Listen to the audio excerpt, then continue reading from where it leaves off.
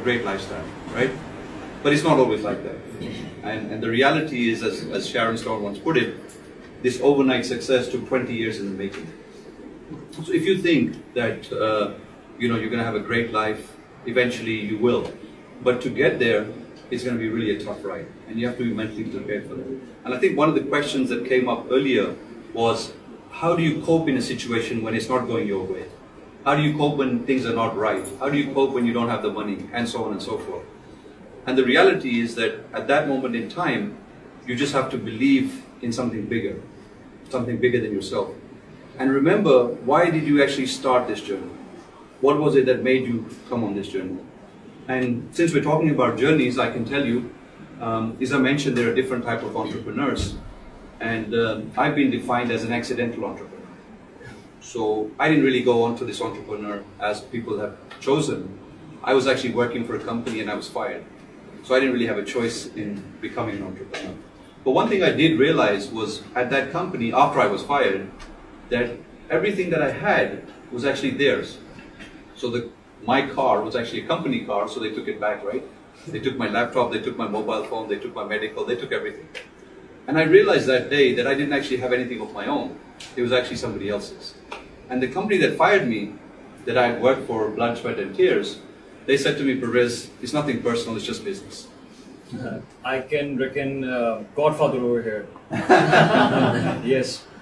So the point I was trying to make is that it was an accident in the sense that had I not been fired, I'd probably still be in a dead-end job with that company, right?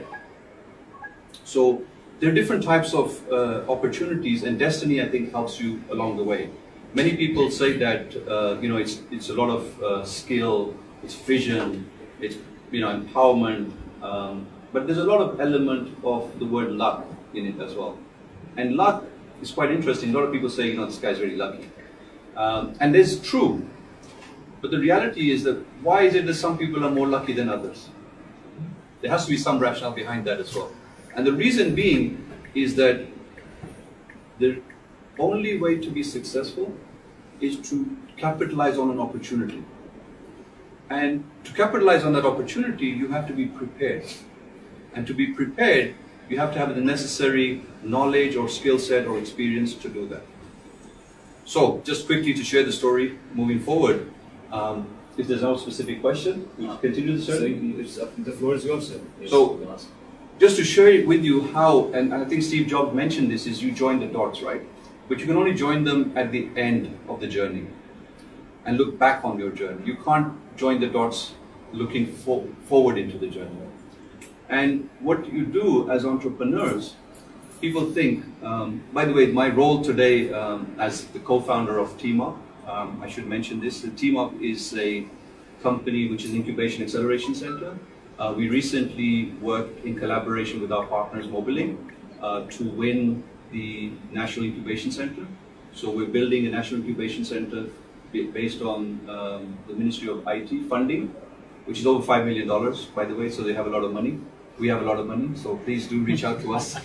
Yes, all the prospective entrepreneurs can, yes? So in the Twin Cities of Islamabad and Pindi, we're in H9, we're building a 20,000 square foot incubation center. It's being modeled on the international best practices, both in terms of the physical building, as well as the incubation in terms of the curriculum, induction, selection processes, etc. But we're also very desi as well.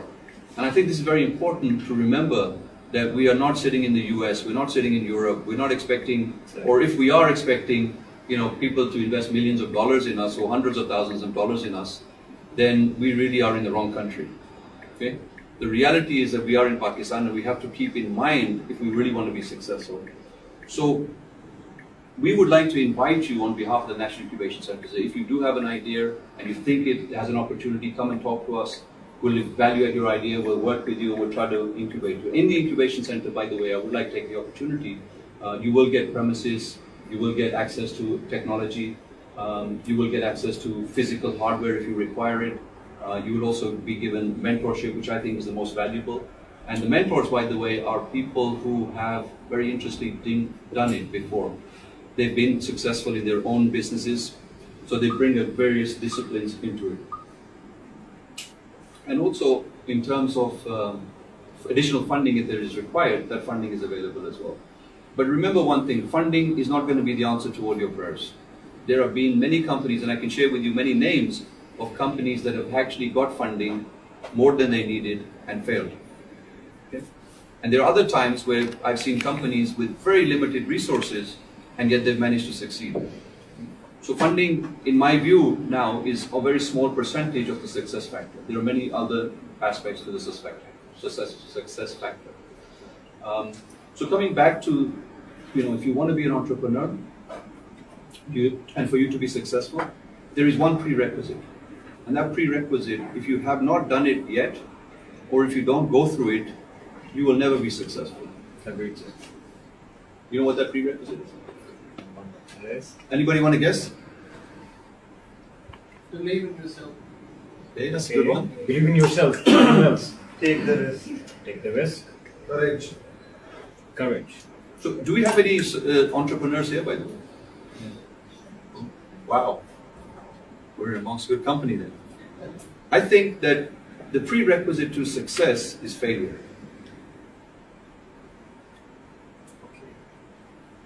You cannot be successful if you have not failed. So now all those entrepreneurs who put their hands up, how many of them failed? Now, is that a coincidence or what? Okay. So for those of you who haven't done it yet, or are too embarrassed to tell us about it, or think you're just going to be successful just like that, it's not going to happen. So if this is your first startup, be prepared to fail. Chances are you will fail. Reality is you will fail. But it's not real failure in the sense. The lessons that are learned in that first startup will help you to improve in your second one, and in your third one, and so on and so forth. So it's not a failure as such if you can learn some lessons from them. Those are the prerequisites. The second thing I would advise is, it's great to look at Silicon Valley and investors, etc., etc. And by the way, I'd like to make a point here that we have, even within Teamup, and also some of the other incubation centers in Pakistan, managed to get investments of tens of thousands and hundreds of thousands of dollars. Okay? So that happens in Pakistan as well. But the reality is, you have to get to that stage. Before that, what happens? As entrepreneurs, you have to see what is it that you can do? What is it that your skill set is? What is it that you have with you? And who do you know? These are the three things that you only have to have to start off your business. And if you have a focus on these three things, you can build a business literally from scratch. My personal, if I may claim to have an expertise, is starting businesses with no money. Okay. Now, most people think you need to have a lot of money. Okay? And while that might seem true, I've built many, many businesses, and all of those businesses have practically started from my bedroom with zero money. Simple laptop, a mobile phone, and you're good to go. So when you come with this philosophy and you go through this process, what will happen? You will fail, and you will learn, and you will improve, and you may fail further, and then you will improve, and eventually you will succeed. So my advice to you is try it out, fail often, and fail fast.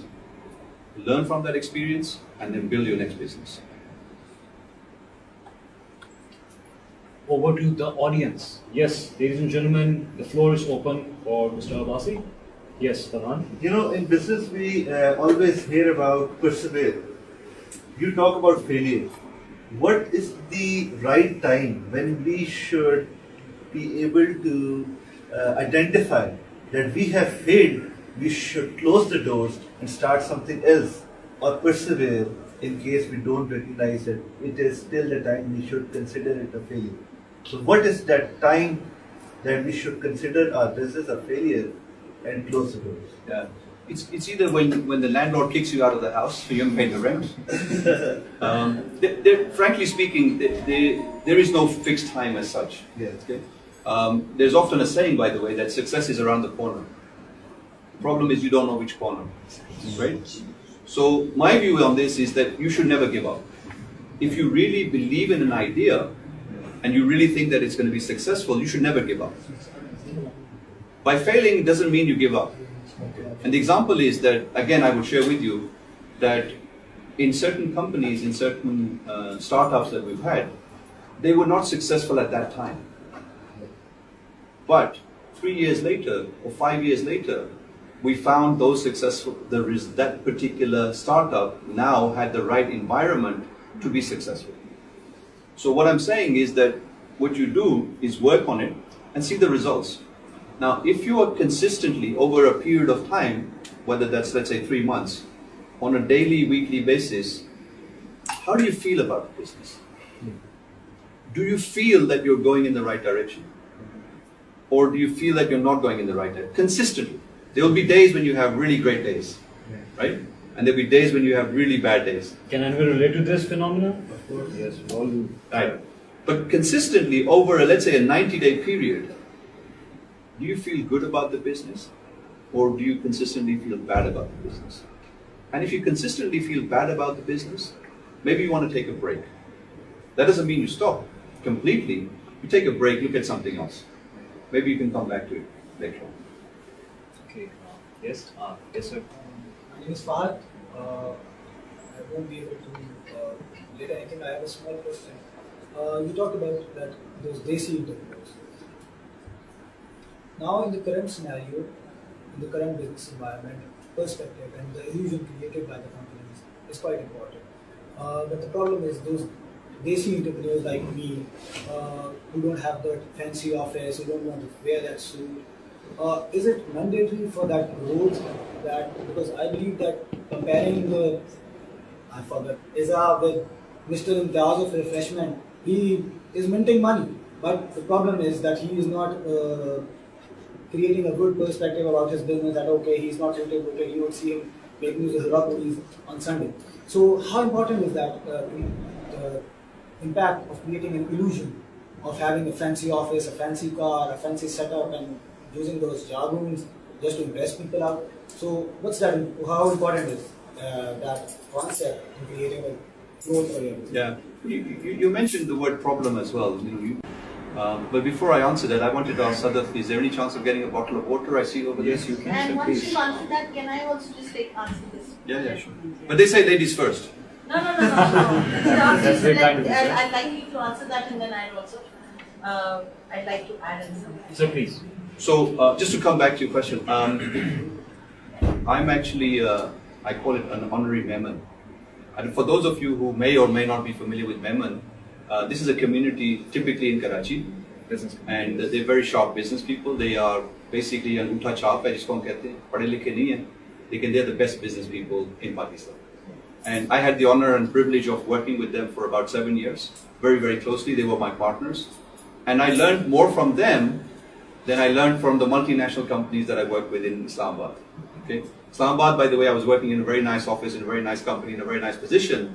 And the day I got fired, after a while I went to Karachi in Sadr. I ended up on the streets of Sadr. And the reality is what I thought of Pakistan and what real Pakistan is are totally different. इधर AC के कमरे में बैठ के अच्छी अच्छी presentation बना के अंग्रेजी में बात करके वो मैं ये महसूस होता था कि this is what Pakistan is. But the reality is that's not Pakistan. As many of our friends from abroad they know, Pakistan, वो कहते हैं ना, is a 15-minute drive from Islamabad.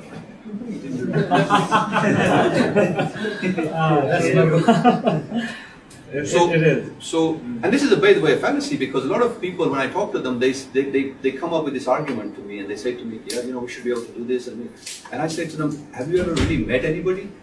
वो क्या होता क्या है कि वो इस्लामाबाद में रहते हैं और वो obviously वो अच्छे रेस्टोरेंट में जाते हैं, अच्छी गाड़ी चलाते हैं, आईफोन इस्तेमाल करते हैं, and so on and so forth. So they think the whole world is like this. ठीक है? But the reality is that iPhone penetration in Pakistan is less than 5%. Yeah. So, to answer your question, absolutely not. Absolutely not. In fact, apart from the Memon, the other case studies that are referenced in Pakistan to be most successful businessmen are Chinyoti. Chinyoti businessmen, again, they have their own successes. And then we have Bodi in Karachi and so on and so forth. So, we were having just a chat. is that what is the yardstick of success? Okay, the yardstick of success. There is no yardstick of success. For some people, it could be money, it could be power, it could be education. And if some of you are familiar with the concept known as rich dad, poor dad, he clearly illustrates this, the two success factors. One of them is a very successful entrepreneur dad, and the other is a school teacher. Now, who would you consider to be successful? So the yardstick is really, really different. I think that Pakistan, like anywhere in the world, by the way, has lots of good and lots of bad. But that's the case anywhere you go in the world, whether you go in the US, whether you go into Europe, you go anywhere. There is a lot of good in Pakistan. And when I talk to some of our friends abroad, they say that, they've actually learned a lot of things from Pakistan. And I'll give you an example. This is a true example, by the way. CEO of one of the mobile network operators who resigned, he was an American gentleman. When I talked to him and I said to him, and he actually made this in his speech, in his farewell speech, he said, the reason why I'm leaving Pakistan is because of Pakistan. मैंने सोचा यार इसके साथ कोई fraud हुआ होगा इसलिए ये जा रहा है. That's the first reaction we get, right? He said the reason why I'm leaving Pakistan is because of Pakistan. I worked in Pakistan for two years, and I realized the value of family. My father, this is him. My father is ailing. I resigned, and I'm going to stay with my father and help him for the rest of his life. Okay? Because he lived and worked in Pakistan, he learned this. So we have nothing to be embarrassed about, my friend. Whether we speak English or don't speak English, how we dress is irrelevant. What is more important is how we feel. And I think that ultimate success, what is success? And we should not forget that as part of our culture and part of our nationality and part of our religious ethos, Allah Ta'ala हमें बताता है कि success क्या है. Success क्या है? कामयाबी वो है. We had this discussion, by the way, earlier today as well. And the answer wasn't given at that time. But I can share with you, Allah Ta'ala जिसने हमें बनाया वो कहता है कामयाबी वो है जिसने जन्नत पाई. With that, ma'am, please. I was just going to say more or less what he said, that it doesn't really matter. He's done he's achieved what he had to achieve without any of that. Then he's probably more successful than the ones who've actually gotten a degree and put in a lot of money and are wearing fancy suits. So it really doesn't matter. I mean, he's achieved what he's achieved. You've achieved what you wanted to achieve. So how does it affect you? And it shouldn't. And it shouldn't even be an issue. I don't think it should be an issue. I mean, I think he answered it well, and he said it also at the end of it. I feel that should be the last thing that should bother you, or anyone who wants to start. Just when we would let him, and then I'll talk to you about it. Can we take one more question? Yes, please, Jafar. I was reading an article today and it said that over 500,000 jobs are affected in Islamabad because of the textile industry being affected and all that. And I'm also running a small manufacturing concern. And what I wanted to ask was that the competition today we face from China and all that for the manufacturing sector or something which we are manufacturing over here in Pakistan, what we are famous for, like the textile sector and all that. So what do you think that the policy should be for entrepreneurs, and what do you see about that? Yeah, I think textile is of course a very big industry in Pakistan. It's a great industry, but I think there's a problem, and the problem is this: that these industries are